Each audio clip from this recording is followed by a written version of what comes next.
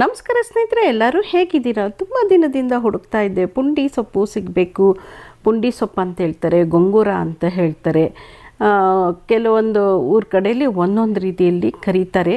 ಇದು ಹುಳಿ ಅಂಶ ಇರುತ್ತೆ ಅಂದ್ಬಿಟ್ಟು ಎಷ್ಟೋ ಜನ ಇದನ್ನು ಬಳಸೋದೇ ಇಲ್ಲ ಸ್ನೇಹಿತರೆ. ಅಯ್ಯೋ ತುಂಬ ಹುಳಿ ಇರುತ್ತಪ್ಪ, ನನಗೆ ಬೇಡ ಅಂತ. ಆದರೆ ಇದು ಆರೋಗ್ಯಕ್ಕೆ ತುಂಬಾ ಒಳ್ಳೆಯದು ಸ್ನೇಹಿತರೆ. ಆರೋಗ್ಯಕ್ಕೆ ಒಳ್ಳೆಯದು ಅಂದಮೇಲೆ ನಾವು ಯಾಕೆ ಅದನ್ನು ತಗೊಂಡು ಹುಳಿ ಇದೆ ಅನ್ನೋದನ್ನ ಹೇಗೆ ದೂರ ಮಾಡೋದು, ಅದಕ್ಕೊಂದು ಒಳ್ಳೆ ಉಪಾಯ ಹೇಳ್ತೀನಿ ಸ್ನೇಹಿತರೆ. ಹಾಗನ್ಬಿಟ್ಟು ನಾವು ತಿಂದೇ ಇರೋದು ತಪ್ಪಲ್ವೇ? ಅದಕ್ಕೆ ನಾನೇನು ಮಾಡಿದೆ, ಚೆನ್ನಾಗಿ ಇದನ್ನು ತೊಳಿತಾ ಇದ್ದೀನಿ ಸ್ನೇಹಿತರೆ. ಇದು ಸ್ವಲ್ಪ ಮಣ್ಣೆಲ್ಲ ಇರುತ್ತೆ. ತೊಳೆದ ಮೇಲೆ ನೋಡಿ ನಾನೇನು ಮಾಡ್ತೀನಿ, ಸ್ವಲ್ಪ ಒಂದು 5 ನಿಮಿಷ ಉಪ್ಪು ನೀರಲ್ಲಿ ನೆನೆಸಿ ಹುಳಿ ಅಂಶ ಎಷ್ಟೋ ಕಮ್ಮಿ ಆಗಿಬಿಡುತ್ತೆ. ಆದರೆ ಈ ಥರ ಹುಳಿ ಇದೆ ಅಂತ ಹೇಳಿ ಎಷ್ಟೋ ಜನ ತಿನ್ನೋದೇ ಬಿಟ್ಬಿಡ್ತೀರ ಸ್ನೇಹಿತರೆ. ಹಾಗೆ ಇದ್ರ ಜೊತೆಗೆ ಹಪ್ಪಳ ಕರೀತಾ ಇದ್ದೆ, ಹಾಗೆ ಒಂದು ವಿಡಿಯೋನ ಹಾಕಿದ್ದೀನಿ. ಆದರೆ ಇದು ಏನಮ್ಮ ಅಂದರೆ ಪೊಟ್ಯಾಷಿಯಮ್ ಇರುತ್ತೆ ಸ್ನೇಹಿತರೆ. ಈ ಸೊಪ್ಪು ನಿಜವಾಗ್ಲೂ ಒಳ್ಳೆ ಗುಣ ಇರೋವಂಥ ಸೊಪ್ಪು ಸ್ನೇಹಿತರೆ. ಯಾವತ್ತಿಗೂ ಬಿಡಬೇಡಿ ಎಲ್ಲೇ ಸಿಕ್ಕಿದ್ರು.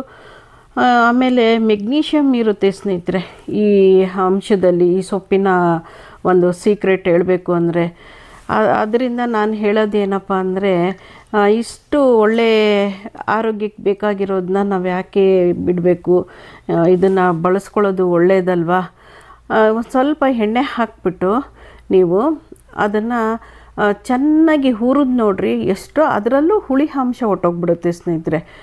ನನ್ನ ಸ್ನೇಹಿತರೆಲ್ಲ ಹೇಳ್ತಾರೆ, ಅಯ್ಯೋ ಹುಳಿ ಇರುತ್ತೆ ಅದಕ್ಕೆಪ್ಪ ನಾವು ಅದನ್ನು ಬಳಸೋದೇ ಇಲ್ಲ.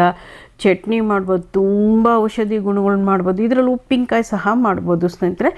ಎಲ್ಲ ವಿಡಿಯೋನೂ ನಾನು ಕೆಲವೊಂದು ಇದರಲ್ಲಿ ಹಾಕಿರ್ತೀನಿ, ನೋಡಿ ನಿಮಗೆ ಉಪಯೋಗಕ್ಕೆ ಬರುತ್ತೆ. ಆದರೆ ಆರೋಗ್ಯಕ್ಕೆ ತುಂಬಾ ಒಳ್ಳೆಯದು ಸ್ನೇಹಿತರೆ. ಇದನ್ನು ಯಾವುದೇ ಕಾರಣಕ್ಕೂ ನೀವು ಬಿಡಬೇಡಿ. ಇದು ಸಿಟ್ರಿಕ್ ಆಮ್ಲ ಇರುತ್ತೆ ಇದರಲ್ಲಿ, ಈ ಸೊಪ್ಪಲ್ಲಿ. ಅದರಿಂದ ಎಲ್ಲ ಗುಣಗಳ ಹೊಂದಿರುವಂತಹ ಇಂತಹ ಔಷಧಿ ಗುಣವುಳ್ಳ ಸೊಪ್ಪನ್ನ ಮಾತ್ರ ಯಾವುದೇ ಕಾರಣಕ್ಕೂ ಬಿಡಬೇಡಿ. ಈ ರೀತಿ ನೀವು ಬಾಡಿಸ್ಕೊಂಡು ಇಟ್ಕೊಬಿಡಿ. ನೀವು ಒಂದು ಸ್ವಲ್ಪ ಉಪ್ಪು ಹಾಕಿ, ಇನ್ನೇನು ಇದಕ್ಕೇನು ಹುಳಿ ಬೇಕಿಲ್ಲ, ಏನೂ ಇಲ್ಲ.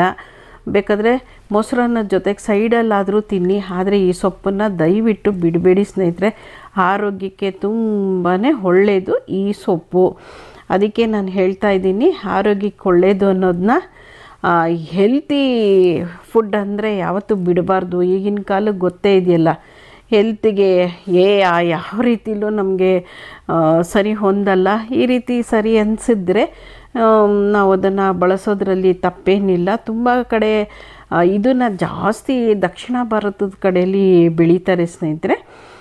ಇಲ್ಲಿ ಅದು ರುಚಿ ಕಂಡುಬಿಟ್ಟು ಎಲ್ಲರೂ ಮಾಡ್ತಾ ಇರೋದು. ನಿಜವಾಗ್ಲೂ ತುಂಬ ಚೆನ್ನಾಗಿದೆ. ಇದೇನಿಲ್ಲ, ಕಡ್ಡಿ ಹಾಕಿದ್ರೂ ಬರುತ್ತೆ, ಬೀಜ ಹಾಕಿದ್ರೂ ಬರುತ್ತೆ ಸ್ನೇಹಿತರೆ. ಇದು ಭಾರಿ ಒಳ್ಳೆ ಆರೋಗ್ಯಕ್ಕೆ ಒಳ್ಳೆ ಆದಂತಹ ಹೆಲ್ತಿ ಬೆನಿಫಿಟ್ನ ಖಂಡಿತವಾಗ್ಲೂ ನೀವು ಬಿಡ್ದಂಗೆ ನಿಮ್ಮ ಮನೆಯಲ್ಲಿ ಮಾಡಿ ಇಟ್ಕೊಳ್ತೀರಾ. ಇದರಲ್ಲಿ ಚಟ್ನಿ ಮಾಡಿ, ಇಲ್ಲ ಇದನ್ನು ಬೇಳೆ ಸಾಂಬಾರು ಜೊತೆಗೆ ಸ್ವಲ್ಪ ಹಾಕಿ ಏನು ಬೇಕಾದರೂ ಮಾಡ್ಬೋದು. ಇದನ್ನು ಉಪ್ಪಿನಕಾಯಿ ಸಹ ಹಾಕ್ಕೊಂಡ್ರೆ ಇನ್ನೂ ಒಳ್ಳೆಯದು.